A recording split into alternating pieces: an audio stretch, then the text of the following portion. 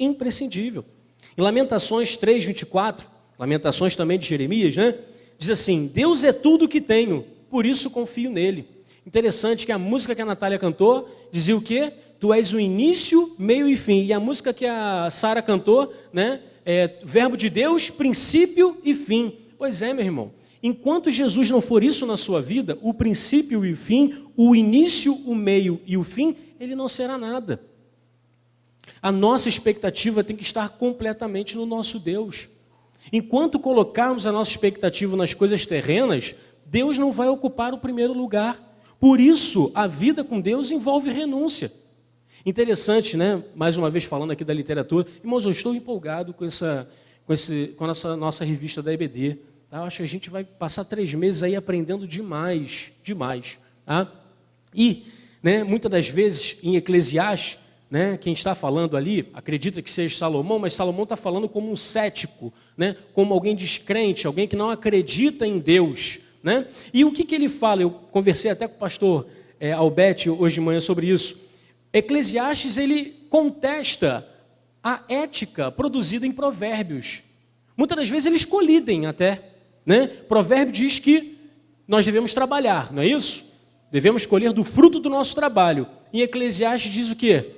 Trabalhar demais é como tentar segurar o vento, é inútil. É inútil. Para que se cansar? Por quê, meus irmãos? Porque se você pegar a sua ética e colocar ela dentro da sua perspectiva de vida material, você vai se frustrar. Você vai se frustrar, você vai chegar àquela conclusão, tudo é ilusão. Né? Tudo é ilusão. Nada nessa vida presta. Por quê? Porque a ética cristã ela é trabalhada para adorar ao Senhor. E é interessante, se os irmãos observarem, que pena que a gente pegou a revista já no meio da semana, né? Mas o pastor Diego colocou muito bem, achei bem interessante o que ele fez. Ele fez durante a semana nós lemos todo o capítulo 1 e todo o capítulo 12, que é o último capítulo de Eclesiastes, né? E ali a gente tem uma visão panorâmica de todo o livro de Eclesiastes. E diz lá, né?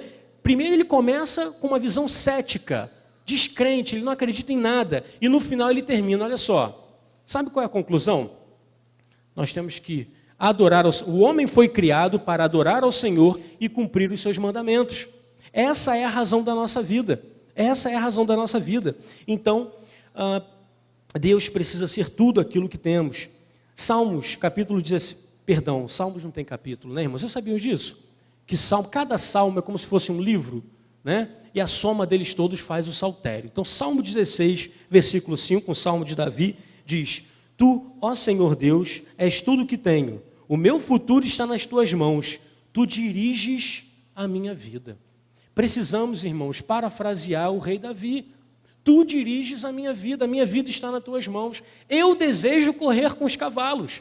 Se esse é o propósito do Senhor para mim, eu desejo correr com os cavalos. Eu desejo passar pelas provações, né? E passar pelas provações feliz. O apóstolo Paulo diz isso, né? Olha, fique feliz quando você for injustiçado. Ficar feliz quando for injustiçado? Sim. Se você está passando por uma dificuldade porque você está sendo injustiçado, né? Você deve ficar feliz, porque se você estivesse sofrendo uma justiça, se você tivesse feito alguma coisa errada para poder sofrer aquilo ali, aí sim você tinha que ficar triste. Então nós devemos nos gloriar também nas provações em que passamos. Salmo 73, versículo 25 diz: Quem tenho eu no céu senão a ti? E na terra não há quem eu deseje mais além de ti. Deseja além de ti. Deus, meus irmãos, tem que ser toda a nossa expectativa. Devemos confiar integralmente no Senhor, né? Essa expectativa de renúncia foi muito interessante logo no início do ministério de Jesus, porque Jesus, quando começou o seu ministério, ele chamou pessoas para o auxiliar, né? E depois da morte dele, Jesus já sabia, né, quando ele iria morrer. O homem Deus era onisciente. Ele escolheu pessoas para desenvolver o ministério dele. E o que ele faz? Ele chama pessoas que fizeram o quê? Continuaram com suas atividades? Não, renunciaram ao que estavam fazendo, né? Isso aconteceu no primeiro momento com Simão e André, né? Pedro e André, né? E Tiago e João depois. Está lá em Marcos, capítulo 1, versículo 18. Eles renunciaram.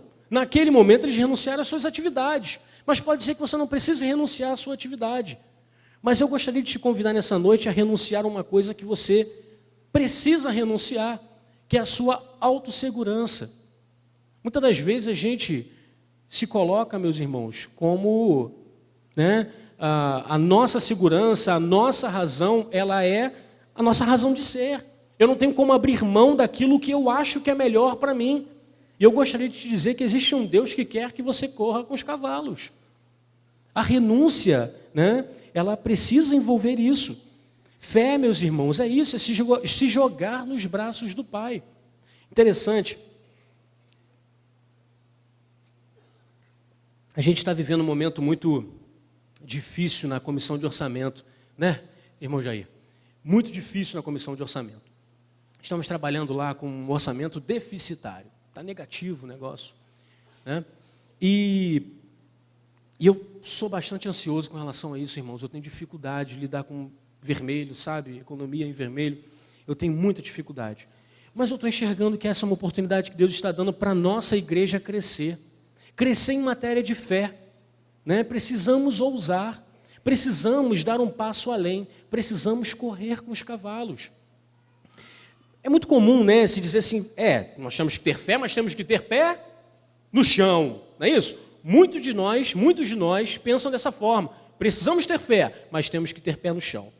Eu gostaria que você soubesse que teve um personagem bíblico que fez isso. E ele se deu mal, ele se afogou. Tá? O nome dele é Pedro. Não é isso? Jesus estava caminhando sobre as águas e falou, Pedro, vem. Pedro foi. Ele teve fé. Aí no meio do caminho ele teve fé, mas ele quis botar o pé no chão. E Jesus permitiu que ele pusesse o pé no chão. Só que entre o chão e Pedro tinha, uns 20 metros de água. E ele afundou. Meus irmãos, fé é se jogar nos braços do Pai. Muitas das vezes nós temos que tomar atitudes ousadas e confiar integralmente no Senhor. Renunciar à nossa segurança para o nosso próprio bem, para viver os planos do Senhor na nossa vida. Só dessa forma, meus irmãos, é que nós vamos conseguir correr com os cavalos. Viver a perspectiva de Deus para a nossa vida. Deus, meus irmãos, Ele tem planos grandiosos para a nossa vida. Para a vida de cada um. Para viver esses planos, nós precisamos confiar integralmente no Senhor. Não há a menor possibilidade de você viver uma vida ao lado do Senhor se você não tiver fé em Deus. Eu falei para os irmãos que Jeremias, Deus deu essa palavra a Jeremias, Deus deu essa palavra para Abacuque, não é isso? Lá no capítulo 2, versículo 6 de Abacuque, ele diz o quê? O justo viverá pela fé. Olha que declaração. Abacuque estava vivendo a iminência da invasão babilônica. O justo viverá pela fé. A expectativa aqui, Senhor, está completamente torta, está esquerda, está estranho. O bicho está pegando. Me perdoem o palavreado. O bicho está pegando, mas o justo viverá pela fé. Esse é o propósito de Deus para nós. E lá no final do livro de Abacuque ele fala o quê? Ainda que a figueira não floresça, ainda que a vide não dê o seu fruto, todavia eu me alegrarei no Senhor, exultarei no Deus da minha salvação. Devemos fazer, meus irmãos, essa mesma afirmação que Abacuque fez. Ainda que ele aumente o nosso sofrimento. Viver os planos de Deus nem sempre é viver um mar de rosas. E às vezes você pode sair machucado, pode se machucar um pouquinho sim. Lá nesse episódio que Jesus acalma a tempestade, diz lá que entrou água dentro do barco. Pode ser que entre água no teu barco também. Mas eu posso te dizer uma coisa, o seu barco não vai afundar, porque Jesus está nele. Jesus vive em você através da pessoa do Espírito Santo. O seu barco não vai afundar. O justo viverá pela fé. Meus irmãos, nós vamos cantar uma música agora. Enquanto isso, eu gostaria que você meditasse sobre isso. O que você deseja? Continuar se cansando correndo com homens? Ou você deseja correr com os cavalos? Você deseja viver os planos de Deus para a sua vida? Essa é uma opção que só você pode fazer. Eu gostaria muito que você corresse com os cavalos. Vivesse uma vida de fé, integralmente de fé. vivendo única e exclusivamente do Senhor, confiando única e exclusivamente no Senhor. Pense nisso enquanto nós cantamos essa música.